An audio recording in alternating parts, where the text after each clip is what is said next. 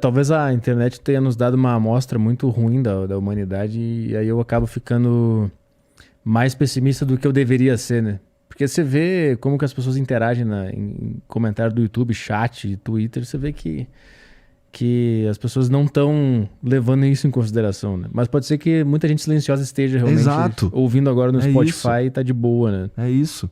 Eu gosto de acreditar nisso, cara. Eu acho que em algum momento... Eu nem sei se isso já é verdade em outros lugares com esse mercado mais desenvolvido, como, por exemplo, nos Estados Unidos, né? Que já existe esse tipo de programa há 12, 13, 14 anos. Eu não sei quanto tempo tem o Joe Rogan. Acho que tem 15, na verdade. 2005, por aí, né? 2006, não sei. Faz tempo pra caralho. Então, eu não acho que a gente tá com esse mercado... Obviamente, a gente não tá com o mercado desenvolvido desse jeito. Mas eu também não tenho certeza se a sociedade pra lá já tá... Isso faz parte do jeito deles de pensar. Isso, eu tendo a acreditar que chegaram mais perto de viver dessa forma do que estão agora. Eu acho que nesse sentido a gente regrediu lá como também? Sociedade, eu acho. É que lá, até onde eu sei, o Estado não se meteu nessas questões. Né? Eu não, nesse caso eu não tô falando de Estado, tô falando das pessoas... Não, as pessoas estão completamente... Entenderem que é possível tu conversar com um cara que, porra, sei lá... O Joe Rogan foi super canceladaço no Spotify aí tem um ano, alguma coisa assim. Por causa da vacina, né? Por causa da vacina. Então, porra, eu acho que lá o jeito das pessoas pensar tava vindo de uma parada, respaldado pelo lance lá da liberdade de expressão deles, não sei o quê, e aí veio uma agenda esquisita que mudou a porra toda e agora tá todo mundo meio beautiful people, ou tem uma boa parte da galera meio beautiful people que tá enchendo o saco dos outros e repudiando o que é diferente, não necessariamente o que é ruim. Sim, de fato aquela noção de que os Estados Unidos eram uma terra da liberdade de expressão, pelo que... Do ponto de vista estatal, talvez seja.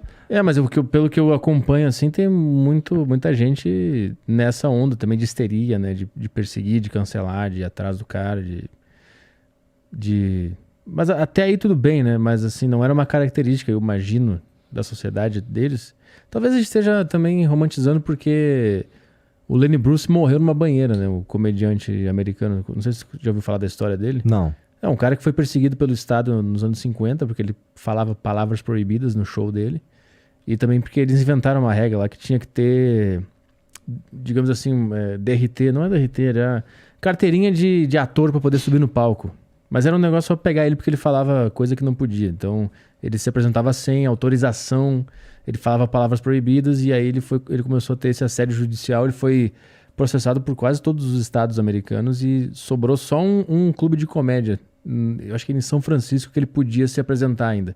De tanto que ele foi pressionado pelo Estado e perseguido por conta do seu ato artístico, né? E aí ele morre numa banheira com morfina porque ele não tinha mais dinheiro para pagar advogado. Ele tinha se fudido na mão do Estado americano, que tinha liberdade de expressão, na verdade não tinha. E aí, só que em 2006, se eu não me engano, o Estado americano emitiu um pedido de desculpas para ele, né? Claro que ele não estava mais vivo, né? Mas foi uma homenagem, assim, meio que o Estado percebeu a cagada que eles fizeram. Mas, então, às vezes a gente fala de liberdade de expressão nos Estados Unidos, eles também têm as histórias deles, inclusive do cara que morreu ao ser perseguido pelo Estado americano, né? Mas também tem o negócio, essa história fez eles entenderem que eles cagaram, e aí liberaram bastante a liberdade de expressão lá, então a gente pode estar romantizando também a sociedade deles. Né? Não, eu também acho. É porque os comunistas foram muito perseguidos lá também, né?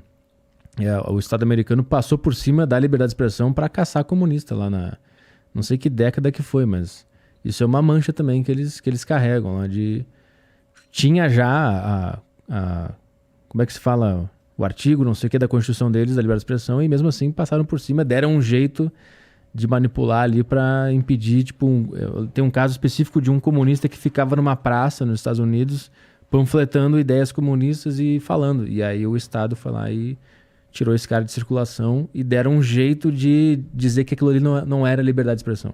Mais ou menos o que a gente vive hoje, né? Então, assim, todo mundo já meio que sofreu isso, inclusive nesse país que é um exemplo de liberdade de expressão, né? Então, pode ser que a gente esteja romantizando também, esses caras. Tem um argumento que os caras usam que a gente não devia tolerar o intolerável. E aí eles vêm com intolerar ou intolerante, uma parada assim. Tem Um paradoxo. Mas aí quem decide quem é o intolerante?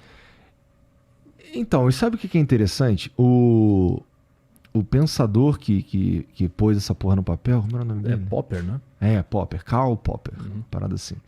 É interessante porque sabe qual que é a conclusão dele? A conclusão dele é que sim, a gente devia deixar as pessoas falar, tentar ganhar delas nas ideias, e a partir do momento que elas partam para ação, daí a gente age também. Esse é o princípio todo que eles têm lá, que impera hoje nos Estados Unidos. Então, mas é que você percebe que as pessoas usam só o começo desse paradoxo, e eu já vi quadrinho e o caralho, não sei o que desse bagulho, que é só a primeira parte. Porque o próprio cara conclui que a gente devia deixar as pessoas falar. Tá ligado? Por isso que é um paradoxo, né? Não é uma conclusão. É um paradoxo, cara, né? Você não consegue concluir nada de um paradoxo, né? Eu acho. Você não pode dar um ponto final. Né? E as pessoas concluíram várias coisas diante de um paradoxo, que é o paradoxo da intolerância. É um paradoxo, porra.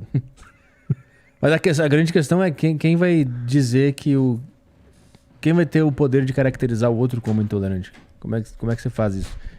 Que aí você vai ser intolerante. Você acabou sendo intolerante quando você disse que o outro é intolerante. Então, todo mundo é intolerante. É que assim, existem alguns casos que a linha fica mais fácil de enxergar. Mas há vários casos que ela não é tão fácil assim não, cara.